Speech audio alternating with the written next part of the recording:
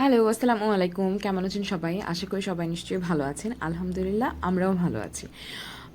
এইটা ছিল আমার লাস্ট ভ্লগ যেখান থেকে আমি শেষ করেছিলাম তার পরবর্তী ভ্লগ। এইটা আমাদের ডে 1 এরই ভ্লগ অ্যাকচুয়ালি। বাট ডে 1 এ আমরা অনেক অ্যাক্টিভিটি করি। সো ভ্লগটা লম্বা হয়ে যাবে, তাই আমি এটা 2 ভাগে আরকি ভ্লগটা আপলোড করছি। তো এটা হচ্ছে আমাদের লাঞ্চে যাচ্ছিলাম। তো যখন আমি অ্যাকচুয়ালি কক্সবাজারে আসি এবার, তো অটো যে ভাই ছিলেন সকালবেলা তাকেই জিজ্ঞাসা করি যে নতুন রেস্টুরেন্ট কী কী ওপেন হলো কক্সবাজারে, ট্রাই করতে পারবো কি। কারণ প্রিভিয়াস আমরা যেহেতু প্রতি বছরই আসি, সো অনেকগুলো রেস্টুরেন্ট অলরেডি আমাদের ট্রাই করা হয়ে গেছে। তো উনি আমাদেরকে ফালুনজি নামটা সাজেস্ট করেন। তো ফালুনজি, তারপরে বৈশাখী রেস্তোরাঁ এগুলো সাজেস্ট করেছিল। তো তার ভিতরে আমাদের মনে হলো যে ফালুনজিতে যেতে পারি, যেহেতু পাহাড়িদের খাবার, একটু ডিফারেন্ট ভাইব পাওয়া যাবে, ডিফারেন্ট খাবার পাওয়া যাবে। তো যেই কথা সেই কাজ, আমরা ফালুনজির উদ্দেশ্যে বের হয়ে যাই। আমরা আমাদের ননসদেরও বলেছিলাম, বাট ওরা অ্যাকচুয়ালি আর্লি লাঞ্চ করে নিয়েছে, আমাদের রুম পেতে দেরি হচ্ছিল। সো আমরাও বললাম যে ঠিক আছে, আর আমাদের জন্য ওয়েট করার দরকার নেই। এই হচ্ছে ফালুনজি। অ্যাকচুয়ালি হলো কি যে আমরা যে অটো নিয়েছিলাম নতুন, সেই ভাই আবার ফালুনজি প্রিভিয়াস নাকি একটা প্লেসে ছিল, উনি আমাদেরকে সেখানে নিয়ে যায়। তো আমাদের একটু ঘোরা হয়ে যায়, একটু সময় লেগে যায়। তো আমাদের পৌঁছাতেই ফালুনজিতে হচ্ছে 4টা বেজে যায়, তখন লাঞ্চ টাইম অ্যাকচুয়ালি ওভার। তো এটা হচ্ছে ওদের নিচে। আমরা যতটুকু ভিডিও ভিডিও ছবি দেখে মনে হলো প্রিভিয়াস ওদের পেজে যে এই স্পটটা মূলত প্রিভিয়াস ফালুনজি রেস্টুরেন্ট ছিল, ওরা উপরে মেবি নতুনভাবে শিফট করেছে। তো এই ওদের হচ্ছে ঐতিহ্যবাহী কিছু জিনিসপত্র ছিল, এগুলোই সাইদ আমাকে দেখাচ্ছিল। আমার বাসাও এরকম আছে, এটা নাকি লাউ দিয়ে মূলত করে থাকে। আমি পরবর্তী কোনো ব্লগে আপনাদের সাথে শেয়ার করব।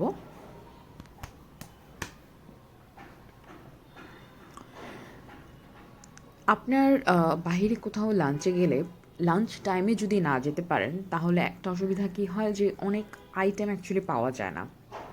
আবার আরেক দিক দিয়ে প্লাস পয়েন্ট হয় যে লাঞ্চের টাইমে অনেক ক্রাউড থাকে। আপনি যদি লাঞ্চটা স্কিপ করে যেতে পারেন লাঞ্চ টাইমটা, তাহলে আমি বলবো যে ক্রাউডটা কম থাকে।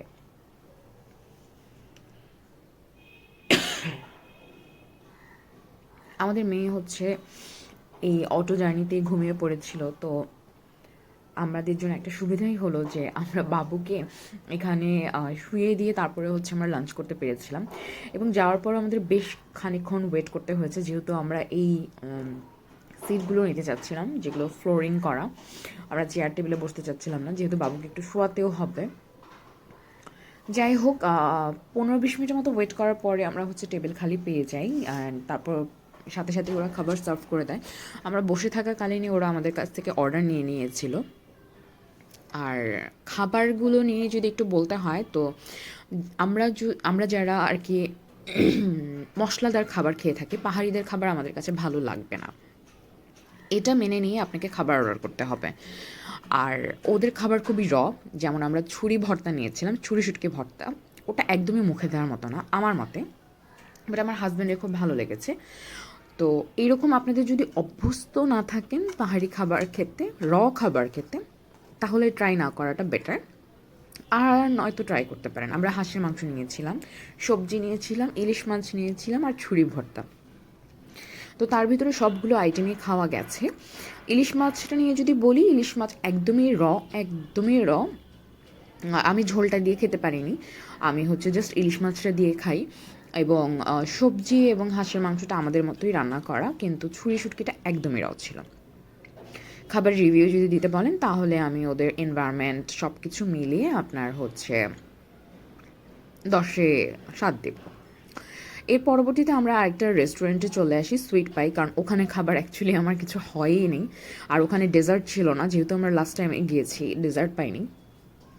তাই সাইড ডেজার্ট খাওয়ানোর জন্য আমাদের সুইট পাই নামে একটা রেস্টুরেন্টে নিয়ে আসে। রেস্টুরেন্টের খাবারের আইটেম অনেক ভালো ছিল, এবং খাবারগুলো আমরা যেগুলো ট্রাই করেছি বেশ ফ্রেশ ছিল। এবং আমি বলবো যে ওদের ওখানে আমি প্রচুর কাস্টমারও দেখেছি। সো আমি এখানে একটা পাফ পেস্ট্রি নিয়েছি, সাইড একটা লেমন পাই, এবং আমি একটা ব্রাউনি নিয়েছিলাম। And food was delicious, which is good.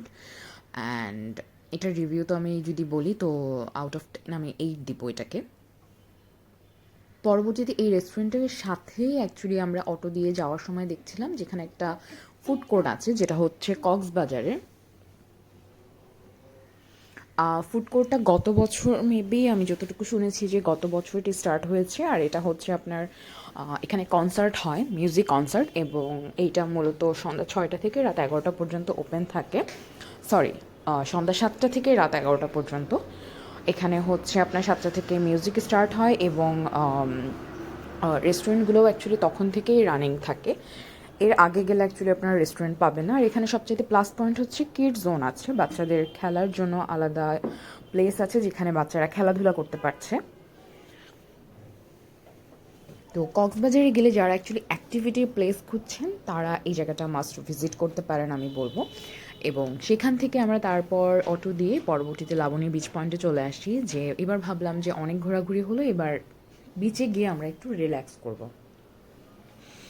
বিচে অ্যাকচুয়ালি রিল্যাক্স করার মতো তো অবস্থা নেই, কারণ আপনার ইনানি বিচ ছাড়া আই গেস আমাদের এই যে কলাতলি বিচ থেকে যে শুরু করে সাইমন বিচ, এগুলো মানে কন্টিনিউয়াসলি এত ফেরিওয়ালা থাকে এবং এত কি বলবো নয়েজ থাকে, মানে আপনি অ্যাকচুয়ালি বিচ ভাইবটা অ্যাকচুয়ালি এনজয় করতে পারবেন না। আমি এইবার খুবই বিরক্ত ছিলাম মানে লাবণী বিচ পয়েন্টে থেকে। আমি এর থেকে বলবো যে বেওয়াজে থাকা ফার বেটার ছিল, ইনানি বিচে থাকাটা ফার বেটার। বাট ইভেন নিসর্গতেও যে আমরা থেকেছিলাম, নিসর্গতেও সামনে যে বিচটা আছে ওইটাও ফার বেটার। বাট এই কলাতলি মোড়ে অ্যাকচুয়ালি থাকা উচিতই না, মানে এখানে আপনি বসতে পারবেন না, বিচ তো এনজয় করা দূরের কথা।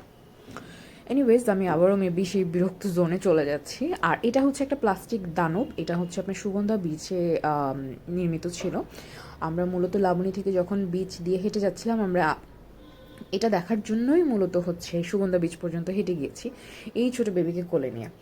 পরবর্তীতে আমরা এক কাপ চা খেয়ে আপনার হচ্ছে সাইমনের সামনে কলাতলি, ওখানে একটা রেস্টুরেন্ট আছে, কড়াই রেস্টুরেন্ট।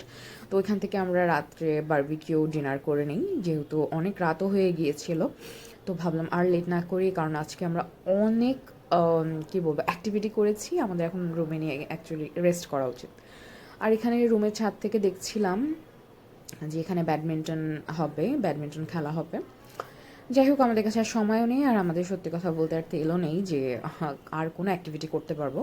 তো রুমে এসে মেয়ে দুজন ঘুমিয়ে পড়ার পরেই সব কাজকর্ম শেষ করে ফ্রেশ হয়ে ঠান্ডা লাগছিল, তো ভাবলাম এক কাপ গরম গরম কফি বানিয়ে নিই।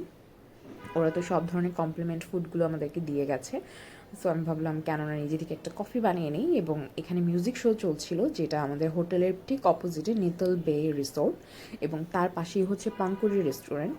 ও ওইখানে হচ্ছে আপনার মিউজিক কনসার্ট চলছিল, ক্যাফেটেরিয়া অ্যাকচুয়ালি যেই মিউজিকটা চলে। তো ভাবলাম গান শুনতে শুনতে কফি হয়ে যায়। যেই কথা সেই কাজ, কফি বানিয়ে ফেললাম তো হাতে তুড়ি দিয়ে অ্যাকচুয়ালি। যাই হোক, এটা একটা রিল বানাতে চেয়েছিলাম, যার জন্য এই শর্টটা নেওয়া। আর এই তো রাতের সৌন্দর্য উপভোগ করতে করতে আমি কফি খেয়ে নিচ্ছি। আপনাদের থেকে তাহলে আমি আজকে বিদায় নিয়ে নিচ্ছি। আল্লাহ হাফিজ, দেখা হবে অন্য কোনো ব্লগে। আসসালামু